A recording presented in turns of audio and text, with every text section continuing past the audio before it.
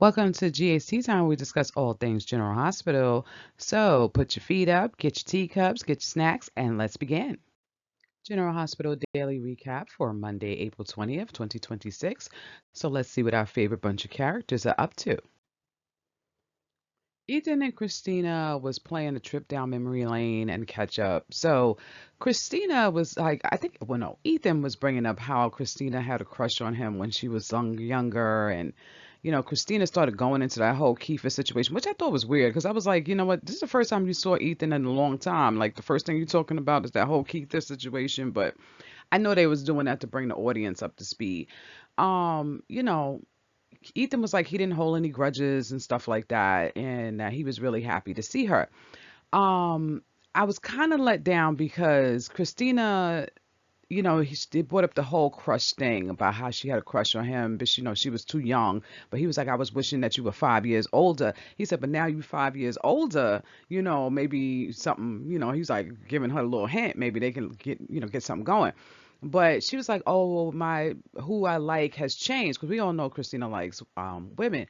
But the thing is that I thought somebody said it a long time ago. She was like gender fluid, like she likes men and women. I was hoping so because like I could see a little spark of chemistry coming off of these two, and I also was hoping so because I really don't want to see her go after her brother's girlfriend. I think that's just wrong. Like they really should explore this Ethan Christina thing. And if not, if she's into women, bring some other woman on, okay? Just no Jacinda. But Ethan also was going on about why he was in town. She was giving him the rundown about what happened at Charlie's. So at the end of everything, he was like, you know what, I'm here too to see if your father has some work for me. And Christina was like, well, this is a good time because you know what happened with Jason. So Ethan is up to date with what happened to Jason because he saw it in the paper and stuff like that. So it looks like Ethan's probably going to be working for Sonny when Sonny come in. I can't see Sonny turning him down for a job. So later on, Sonny and Rick came in, and Christina was like, "Look who blew into town," and Ethan came out. So Sonny looks really happy to see Ethan. I have to keep remembering that Valentine is a spy, right? He knows how to come in and out of situations and people not know that he's there. And the reason I bring this up is because he just popped up in front of Carly's doorway, like walking into the front door. And I thought that was a little weird too. Well, no, that's the back door. That's where the kitchen is at. But he just walked up and Carly was startled because she was like, I thought you was upstairs. So he was like, no, he went out and he was just like, he went to go see Nina. So Carly's looking at him like, why did you go see Nina? So he was like, on them restless nights where I can't sleep and I'm walking back and forth because you got Jack upstairs. Poor Carly. Her face was just like, she was like, you know why I'm with Jack. And I was like, Valentine's so salty. I'm like, I get it though. I get it. He's upset. So, anyway, Carly doesn't trust this plan that Valentine has. So Valentine has a plan. He said, listen, what he going to do is he going to start feeding Nina false information, and Nina's going to give this information to Brennan, and then it's going to lead him to Valentine and him meeting up. Now, that part of the plan I don't understand. The first part I can understand because he was saying like, he's going to make it seem like Jack, Cullum, Sidwell, all of them are working together. That's a smart plan. If he could pull that off, that's great because it'll make the WSB pick up Brennan, and maybe he can get himself out of there and without having to go back to that crazy prison that he was in. Carly's not saying, she's like, I don't trust Nina. She was like, I don't think this is a good plan. Um, maybe you should do something else. So Valentine feels like this is the way to go and this is what he's going to do. Because Carly's like, if something happens to you, where am I at? She was like, I'm not going to have you. Jason's not here. Jocelyn's still in the WSB, all this other kind of stuff, right? Valentine's telling her, don't worry about it. He thinks his plan is the best way to go. So we'll see what happens. At the end of everything, Carly gave Valentine like this shaving kit, and he just looked at her. He was like, "Yeah, great, thank you," and went upstairs. So he is still feeling some kind of way.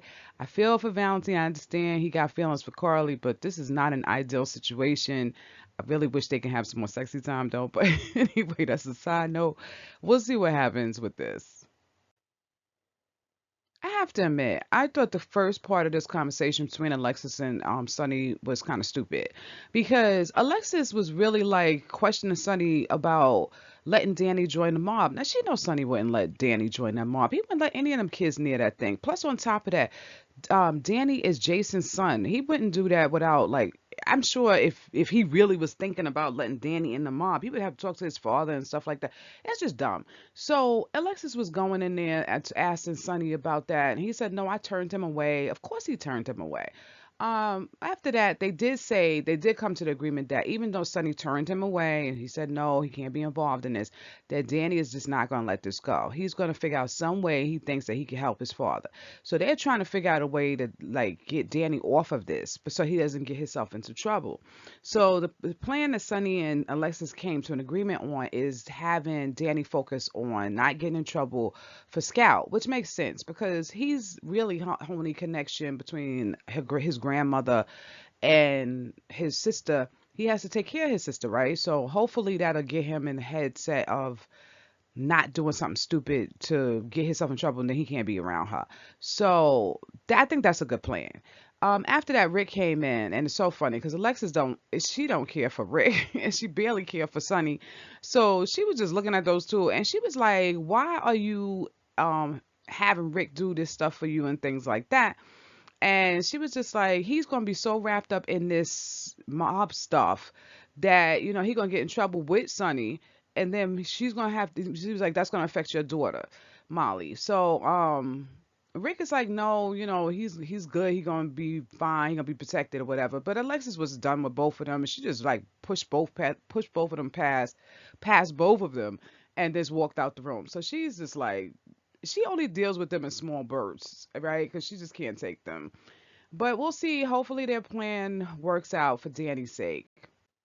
Willow and Jacinda was still going at it. Michael walked in. Michael was like, don't call her all them names because she started calling Jacinda sex worker, hooker, all this other stuff. And Jacinda was just like, looking at her. Michael's like, this is unacceptable. Jacinda did help Wiley with his project, but she knew more about the subject. She didn't do anything to them.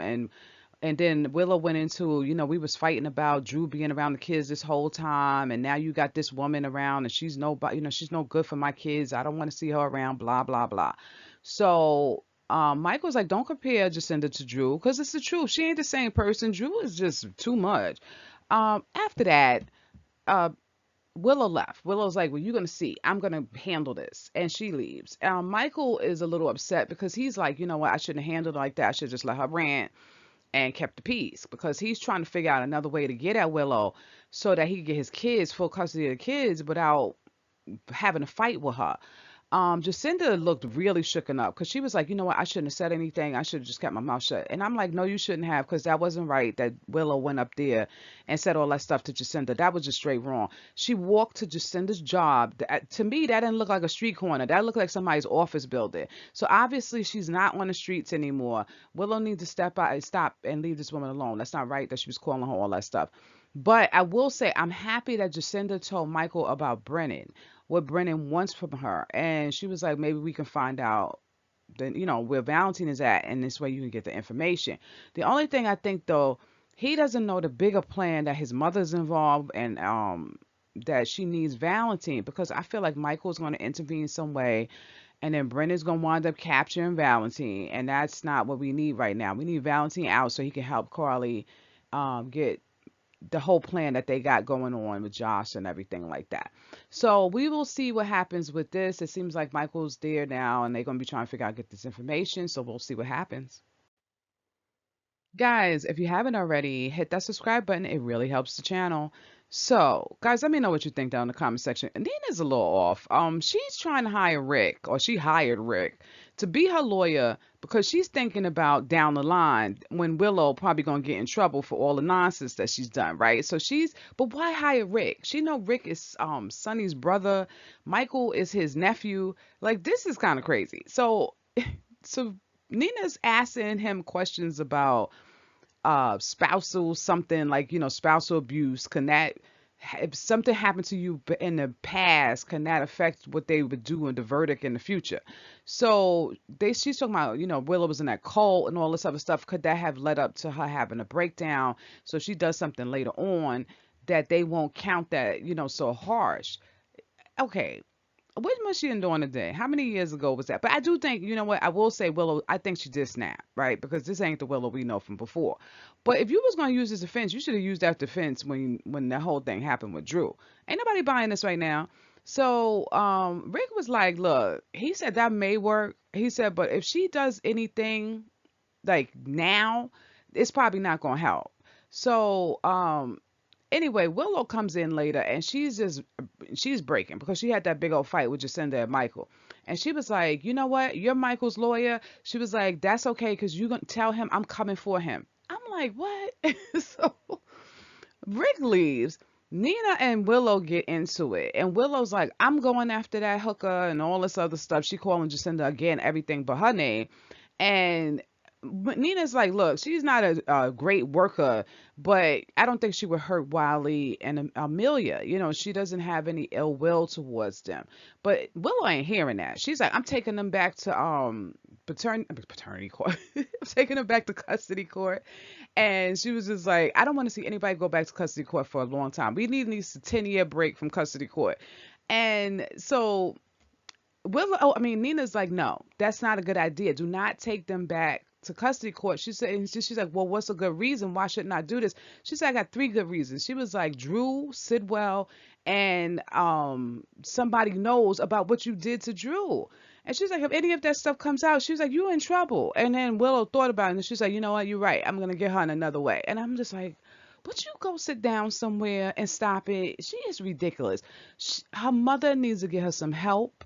She needs to get her to an insane asylum or something like that. She needs to get her somewhere quick because she's going to hurt somebody. And then Nina, there's no turning back from that. She's going to be shipped away.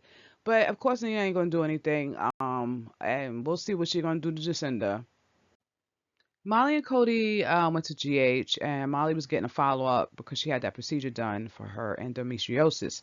So Dr. Navarro took her in the back, and she looked her over, and she said, "You look good. You know, you don't have any issues, and you can resume your daily activities, her normal stuff." So she did ask Dr. Navarro, "Can she do some sexy time?" She said, "Oh, you should be fine. You could do what you want." So her and Cody went out to dinner, and she told Cody, because Cody's planning all his food. He was like, "We could get this, we get that, we get some drinks." And Molly was like, listen, why don't we just cut this short? We just had this drink and we go back to your apartment." She's like, he's like, you know, that sounds good. He took a sip of his drink and he was like, okay, let's get out of here. That's what I'm saying, Cody. So I'm glad to hear Molly's on the mend, and hopefully she won't be in that kind of pain anymore and she won't have any issues. But guys, let me know what you think down in the comment section about this episode. Let me know what you think was your favorite part. What was your least favorite part? I would love to hear from you guys. I love to have the conversations down there. I try to respond to every post. And if you don't want to put a comment, a smiley face, a thumbs up, or a heart emoji works too. So don't forget to hit that bell notification and a like and subscribe because it really helps the channel. And thank you for joining us again at GHT Time. Till next time, bye.